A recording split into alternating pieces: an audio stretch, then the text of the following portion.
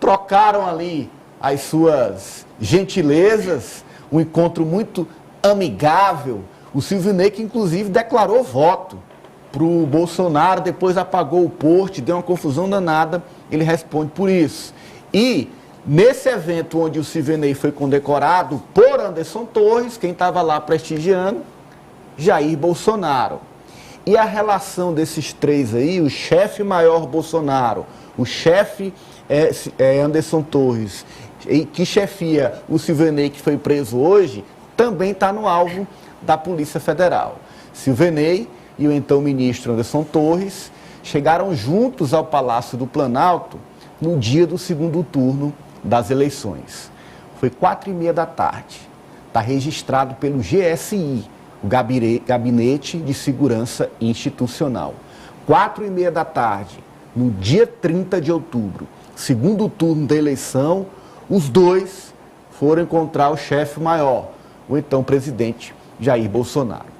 Pouco antes de se encontrar com Bolsonaro, Silvinei tinha ido lá no TSE, porque o ministro Alexandre de Moraes ordenou que ele fosse lá, porque tinha ameaçado prender Silvinei caso ele não liberasse as rodovias que estavam bloqueadas no Nordeste. O ministro do Desenvolvimento Agrário, Paulo Pimenta, disse hoje que o PT foi informado da existência de reuniões entre Bolsonaro, Silvinei e Torres, pouco antes do segundo turno, para tratar justamente dessas blitz nas rodovias. Teve o encontro no dia do segundo turno e outros encontros antes. Está tudo registrado pelo GSI e também pelo Ministério da Justiça. Ou seja, todas essas reuniões, a gente vê que há uma sintonia desses três. Por isso, Alessio, que a investigação avança e complica a situação do ex-ministro da Justiça, Anderson Torres, e avança para chegar também no ex-presidente Jair Bolsonaro. Exatamente, Ananias. Parece óbvio a gente dizer que o ex-presidente Bolsonaro tem sim uma certa ligação com esse caso, porque, afinal de contas, ele era o chefe maior, né? Ele era o chefe do Anderson Torres, que, por sua vez, também era chefe, no caso de Silvinei, diretamente.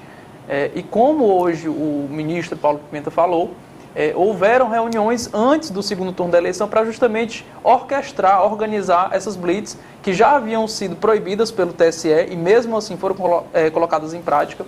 O Franz trouxe o número dos ônibus que foram fiscalizados e eu trago o número dos ônibus que foram retidos. Os ônibus, no caso, que foram apreendidos por essas blitz da Polícia Rodoviária Federal.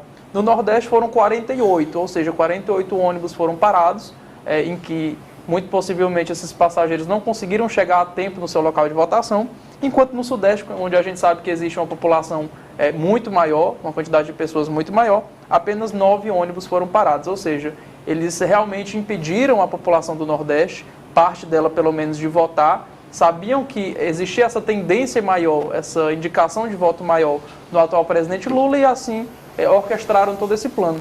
E aí, Ananias, quando a gente fala do ex-presidente Bolsonaro, é importante dizer que hoje também o filho dele, o senador Flávio Bolsonaro, já se manifestou, inclusive, contrário a essa prisão do Silvinei, dizendo que ele agora é vítima de uma perseguição política.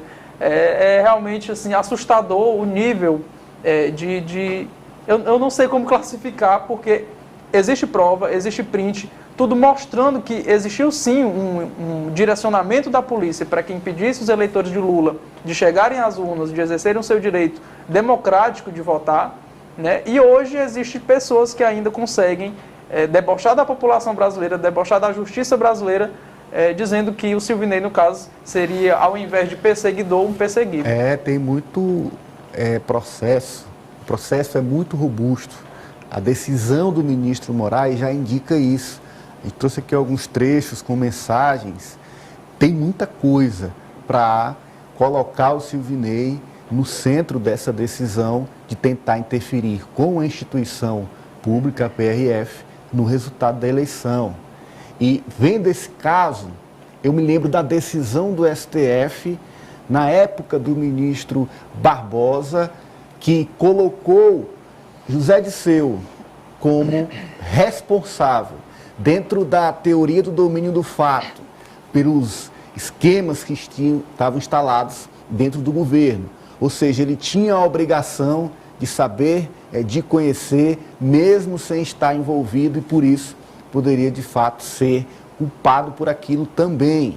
Agora, se o STF aplicasse, o que não faz mais, essa teoria para esse caso, o envolvimento de Bolsonaro seria líquido e certo, porque com nomes tão próximos a ele, com reuniões tão frequentes com ele, certamente seria impossível apontar que ele não teria como não ter algum tipo de participação nesse processo. Marta Santos. Ananias, eu acho que a palavra, na verdade, para definir tudo isso é apelação, né? Além de uma conduta criminosa, também foi apelativa. Eles perceberam aí que durante todo esse período eleitoral, todas as medidas que foram tomadas pelo ex-presidente Jair Bolsonaro não surtiram o efeito esperado. A eleição foi para o segundo turno. Eles esperavam, muito provavelmente, que Bolsonaro vencesse no primeiro.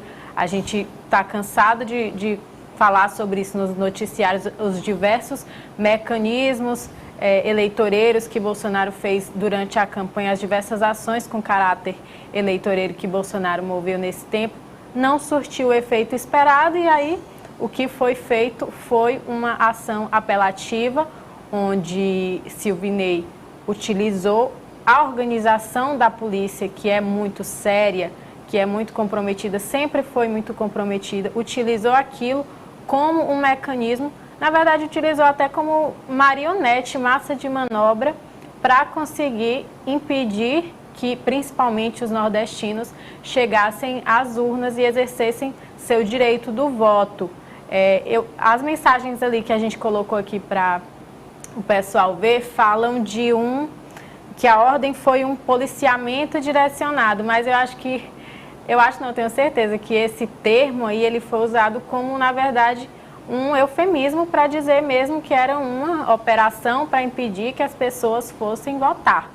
É exatamente isso, e uma conduta totalmente criminosa, grave e, mais uma vez, apelativa. Olha, e a senadora Lisiane Gama, que é relatora da CPI do 8 de janeiro,